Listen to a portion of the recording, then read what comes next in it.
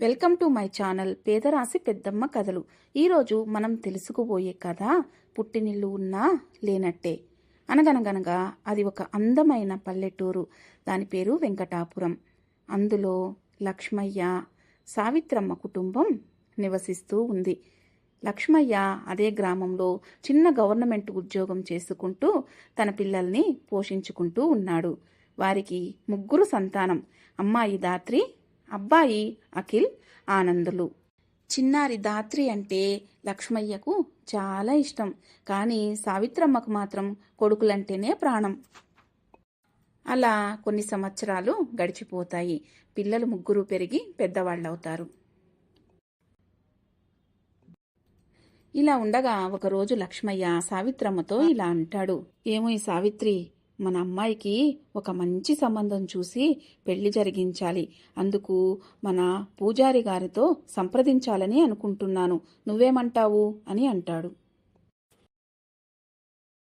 అలాగే అండి, ఒక మంచి సంబంధాన్ని చూడండి. కట్నం ఎక్కువ అడగకుండా ఉంటే బాగుంటుంది. ఈ కాలంలో ఎవరున్నారే కట్నం తీసుకుని వాళ్ళు? కొంచెం కట్నం ఎక్కువైనా సరే ఒక మంచి సంబంధాన్ని చూసి నా బంగారు తల్లికి పెళ్లి చెయ్యాలి అని అంటాడు. బాగుందండి, మనం సంపాదించిన కొద్దో గొప్ప అమ్మాయికి మొత్తం ఇచ్చి కట్నంగా పెళ్లి చేసేస్తే ఇక అబ్బాయిలకి ఏం పెడతాము? వాళ్ళు రేపు మనల్ని అడుగుతారు కదా. సరేలేవోయ్, ఫస్ట్ అసలు సంబంధాన్ని చూడని. నువ్వు ఇప్పటినుంచే నన్ను ఇంత ఇరకాటంలో పెడుతున్నావు. అలా 6 నెలల సమయం గడిచిపోతుంది. లక్ష్మయ్య అనుకున్నట్టుగానే ఒక మంచి సంబంధం దాత్రికి వస్తుంది. అబ్బాయి పేరు అఖిల్, చాలా మంచివాడు. దాత్రి నచ్చడంతో కట్నం కూడా ఎక్కువ తీసుకోకుండా పెళ్లి చేసుకుంటాడు. లక్ష్మయ్యకు చాలా మంచి అల్లుడు దొరుకుతాడు. అలా దాత్రి పెళ్లి చేసుకుని అత్తవారింటికి వెళ్ళిపోతుంది. అలా రోజులు గడుస్తూ ఉంటాయి. దాత్రి వాళ్ళు తల్లిగారింటికి రావడం పోవడం ప్రతి పండక్కి పిలుస్తూ ఉంటాడు లక్ష్మయ్య. ఇలా ఉండగా ఒకరోజు లక్ష్మయ్య కొడుకులిద్దరూ తన దగ్గరకు వచ్చి ఇలా అంటారు. నానా, నేను అన్నయ్య ఇద్దరం కలిసి ఒక వ్యాపారం మొదలు పెడుతున్నామని నీకు తెలుసు కదా.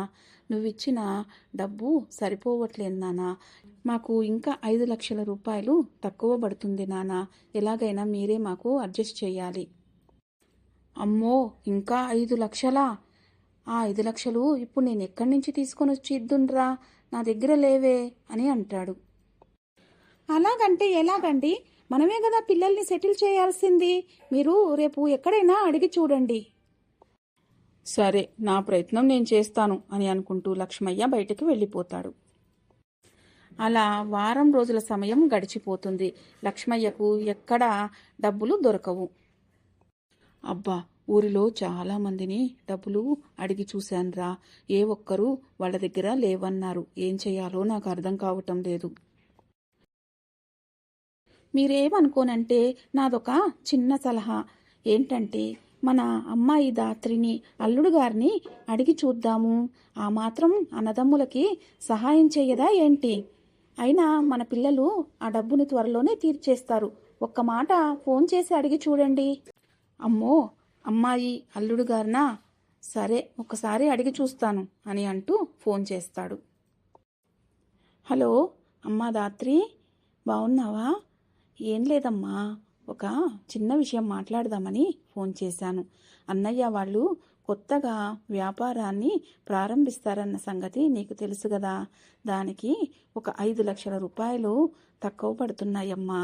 ఊర్లో ఎంతో మందిని అడిగి చూశాను, కానీ ఎక్కడా నాకు అప్పు దొరకలేదమ్మా. నువ్వేమైనా అల్లుడు గారితో చెప్పి సర్దుబాటు చేస్తావేమోనని నీకు ఫోన్ చేస్తున్నాను తల్లి. కానీ అన్నయ్యలు తొందరలోనే అప్పుని తీర్చేస్తారమ్మా. ఏమీ అనుకోకుండా ఒకసారి అల్లుడు గారితో మాట్లాడి ఏ విషయం నాకు చెప్తావా అని అంటాడు. అవునా నాన్న? సరే సరే, నేను ఒకసారి ఈయనతో మాట్లాడతాను నాన్న. ఏ విషయం అడిగి కనుక్కొని రేపొద్దున మీకు ఫోన్ చేసి చెప్తాను. సరే, మీరు అన్నయ్యలు అందరూ బాగున్నారు కదా? సరే నాన్న, ఉంటాను అని అంటూ ఫోన్ పెట్టేస్తుంది. అలా దాత్రి అఖిల్ ఇంటికి రాగానే వాళ్ళ నాన్న ఫోన్ చేసి చెప్పిన విషయం అంతా భర్తతో చెప్తుంది. అఖిల్ కూడా సరే ఎలాగోలాగా సర్దుబాటు చేస్తానులే అని చెప్పేస్తాడు. హలో నాన్న, నేను మీ అల్లుడు గారితో రాత్రి మాట్లాడాను నాన్న. ఆయన కూడా ఏదో కొత్త బిజినెస్ కోసమని డబ్బులు దాచుకుంటున్నాడంట. సరే, మీకు ఇప్పుడు అవసరం కాబట్టి అవి మీకు ఇస్తానన్నాడు. త్వరలోనే అవి తీర్చేసేయాలని చెప్పాడు నాన్న అని అంటుంది. ఓ, అలాగేనమ్మా, చాలా సంతోషం. రేపొచ్చి నేను డబ్బులు తెచ్చుకుంటాను తల్లి అని అంటూ ఫోన్ పెట్టేస్తాడు. అలా దాత్రి దగ్గర తెచ్చుకున్న డబ్బులతోన అన్నదమ్ములిద్దరూ వ్యాపారాన్ని ప్రారంభిస్తారు. అలా 6 నెలల సమయం గడిచిపోతుంది. కానీ వ్యాపారం అంత జోరుగా జరగదు. వాళ్ళు ఆశించిన స్థాయిలో లాభాలు రావు. అలా కొన్ని రోజులకి అఖిల్ దాత్రిని డబ్బుల గురించి గుర్తు చేస్తాడు. దాత్రి తండ్రికి ఫోన్ చేస్తుంది. నానా, ఈయన డబ్బులు కావాలని అడుగుతున్నాడు. ఎలాగోలాగా అన్నయ్యలతో మాట్లాడి అడ్జస్ట్ చేయండి ప్లీజ్ అని అంటూ పెట్టేస్తుంది ఫోన్. ఇలా ఉండగా లక్ష్మయ్య రిటైర్మెంట్ అయ్యి కొంచెం డబ్బు తన చేతికి వస్తుంది. ఆ డబ్బుని తీసుకెళ్లి దాత్రికి ఇవ్వాలి అని అనుకుంటాడు. కానీ సావిత్రమ్మ కొడుకులిద్దరూ మొత్తం డబ్బులు తనకిచ్చేస్తే మాకు వ్యాపారంలో తక్కువ పడుతుంది కాబట్టి ఒక 2 లక్షలు మాత్రమే ఇవ్వండి, మిగిలినవి మేము వ్యాపారానికి పెట్టుకుంటాము అని అంటూ ముగ్గురు అజమాయిషీ చేస్తారు. ఇక లక్ష్మయ్య చేసేదేమీ లేక ఒక 2 లక్షల రూపాయలు మాత్రం దార్తికి తీసుకొచ్చి ఇస్తాడు. అమ్మ, ఇప్పటికీ ఈ డబ్బులు తీసుకో, మిగిలిన డబ్బులు అన్నలు త్వరలోనే తీర్చేస్తారు అని అంటూ చెప్పి తన ఇంటికి వెళ్ళిపోతాడు. దాత్రి చేసేదేమీ లేక ఆ డబ్బులు తీసుకుంటుంది. ఇలా 2 నెలల సమయం గడిచిపోతుంది. ఒకరోజు లక్ష్మయ్య హఠాత్తుగా మరణిస్తాడు. ఏ కష్టం వచ్చినా తండ్రితో పంచుకునే దాత్రికి ఇక తండ్రి లేడన్న విషయం తెలుసుకుని గుండెలు పగిలేలా ఏడుస్తూ ఉంటుంది. తన్ను ఓదార్చడం ఎవరి వల్ల కాదు. ఎప్పుడన్నా మనసు ఆగక తల్లితో మాట్లాడాలని ఫోన్ చేస్తే తల్లేమో ఎక్కడ డబ్బులు అడుగుతుందోనేమోనని నేను పనిలో ఉన్నానమ్మా, ఇప్పుడే స్నానానికి వెళ్తున్నానమ్మా అని చెప్పి ఫోన్ని కట్ చేసేస్తుంది. అలా అన్నతమ్ములు కూడా తనని పట్టించుకోరు. దాంతో ఇంకా బాధ ఎక్కువైపోతుంది. దాత్రి చుట్టుపక్కన ఉండే ఇరుగు పొరుగు వాళ్ళు ఎవరైనా సరే మేము అమ్మగారింటికి వెళ్తున్నాము అని చెప్తే చాలా విని సంతోషపడేది. తనని మాత్రం ఎవరూ పిలవలేదని బాధపడుతూ ఉంటుంది. ఎక్కడ డబ్బులు అడుగుతుందోనని ఏ పండక్కి కూడా తల్లి అన్నదమ్ములు ఫోన్ చేసి పిలవరు. అసలు దాత్రి ఉన్న సంగతే వాళ్ళకి గుర్తు ఉండదు. పాపం దాత్రి పరిస్థితి చాలా దారుణంగా అవుతుంది. ఏ పండక్కి పిలిచేవాళ్ళు ఉండరు.